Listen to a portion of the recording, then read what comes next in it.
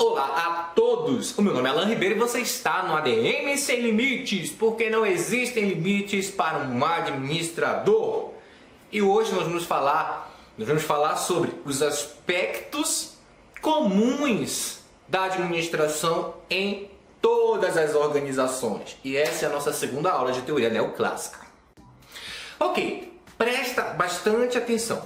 Existem três aspectos que eles estão em todas as organizações, certo? Porém, antes eu quero fazer um aparato geral sobre o que é uma organização.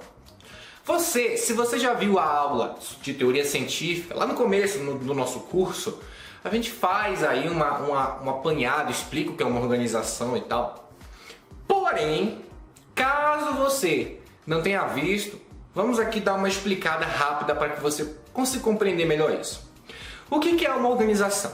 Uma organização é o seguinte: uma organização é a junção de pessoas, recursos e objetivos. Então, para que eu tenha uma organização, para que eu tenha para que possa ser considerada como organização, eu tenho que ter pessoas juntas. Essas pessoas têm que ter recursos e elas têm que estar tentando alcançar determinados objetivos.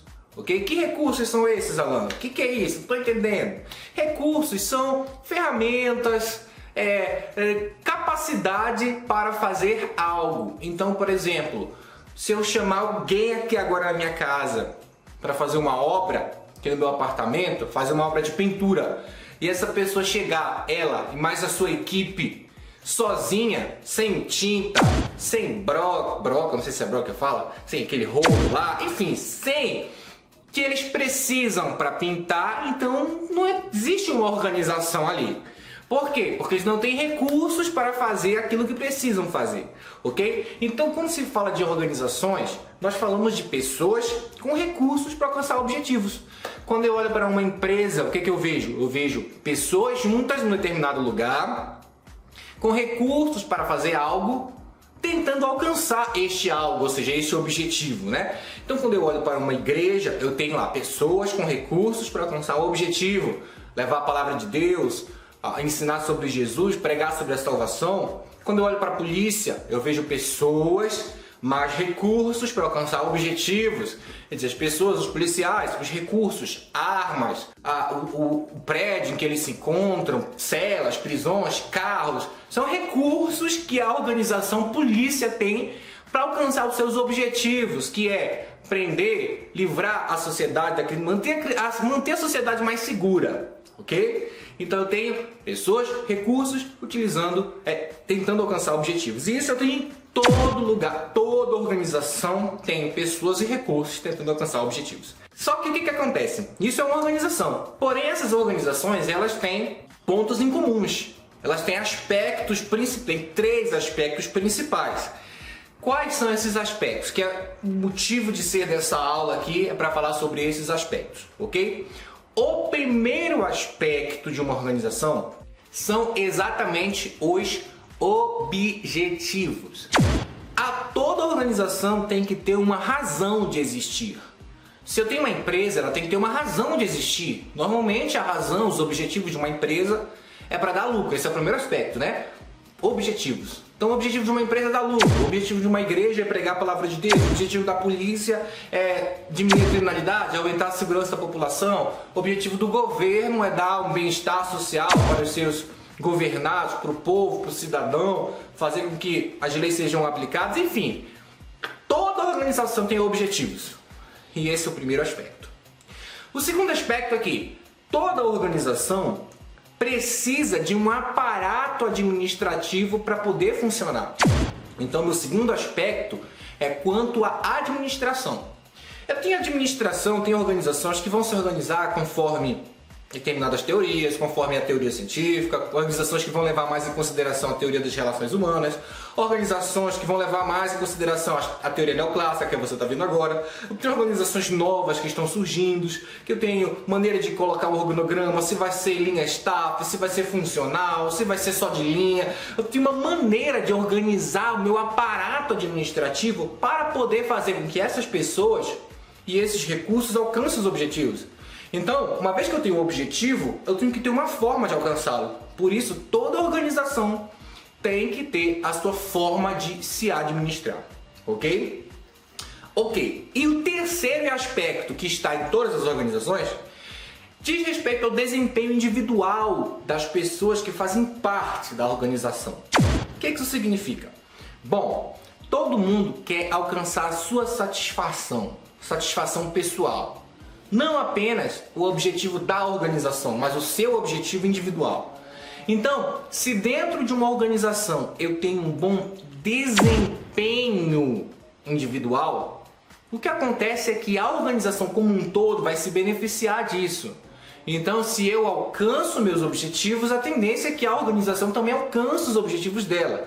Exceto, logicamente, que há casos em que as pessoas elas focam no seu objetivo individual e esse objetivo individual não condiz com o objetivo da organização. Então, acaba que as pessoas vão para um lado e a organização vai para o outro. Isso não é bom. Porém, a tendência é que não seja assim, a ideia é que não seja assim. Por exemplo, vamos pegar um exemplo prático do nosso dia a dia aqui no Brasil. Política, governo, órgãos públicos. Nós sabemos que os objetivos daqueles que estão munidos de um cargo público de poder deveria condizer com o objetivo geral da organização, que é dar o bem-estar para a população. Porém, alguns focam apenas no seu próprio objetivo e aí roubam, são corruptos. E aí esses objetivos não estão indo ao encontro do objetivo geral da organização governo. E aí acaba que acontece o que não deveria acontecer. Como você bem já sabe, você vê na televisão, você vê notícia e tudo mais. Certo? Porém, o que eu quero dizer aqui é que toda organização tem os seus colaboradores. E esses colaboradores, eles querem se sentir satisfeitos. E eles só se sentem satisfeitos quando eles alcançam também os seus objetivos individuais. E não apenas os objetivos da organização. Lembrando o seguinte, que a organização, ela em si mesma, ela é inanimada, ok? Uma organização, ela não existe por si só. Ela não toma decisões por si só, sozinha. Uma organização é feita de pessoas. E essas pessoas, o que elas fazem? Essas pessoas tomam decisões. Elas são agentes. Essas decisões que essas pessoas da organização tomam é que levam a organização para um rumo ou para outro rumo. Tá compreendendo?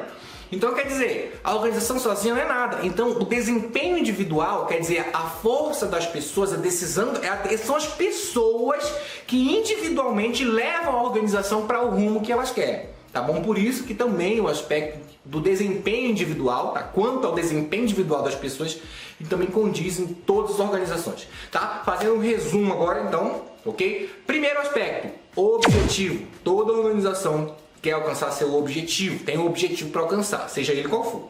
Segundo aspecto, a administração. Toda organização tem uma forma de se administrar para alcançar o objetivo. Então ela se organiza de determinada maneira. Cada organização vai se organizar do jeito que bem entender, dependendo da natureza do que faz, dependendo de onde está inserida, dependendo do seu tamanho. Toda organização se organiza como bem entender. Então esse é o aparato administrativo, é a administração. E por último, é o desempenho individual. Todas as organizações têm pessoas que querem atingir seus desempenhos individuais, querem atingir a satisfação do seu trabalho, sendo como salário, sendo como se sentir reconhecido pelas demais pessoas, com status, o que quer que seja. Toda pessoa tem seu objetivo individual dentro da organização e isso colabora ou não, né, para a organização alcançar também o seu objetivo como um todo. Beleza? Eu espero que você tenha gostado. Na próxima aula a gente vai falar sobre funções do administrador. Não é PLDC, é outra coisa, tá? Você vai entender melhor. Também vamos falar de eficiência no futuro breve, que eficiência e eficácia tem tudo a ver, né? Junto à teoria neoclássica. Então nós vamos precisar falar, apesar de já ter vídeo no canal sobre isso, nós vamos falar de uma maneira mais técnica, mas também simples para você entender. Tá? E aí nós vamos dar continuidade ao curso de teoria neoclássica, beleza? Eu espero que você tenha gostado e nunca se esqueça que não existem limites para um administrador.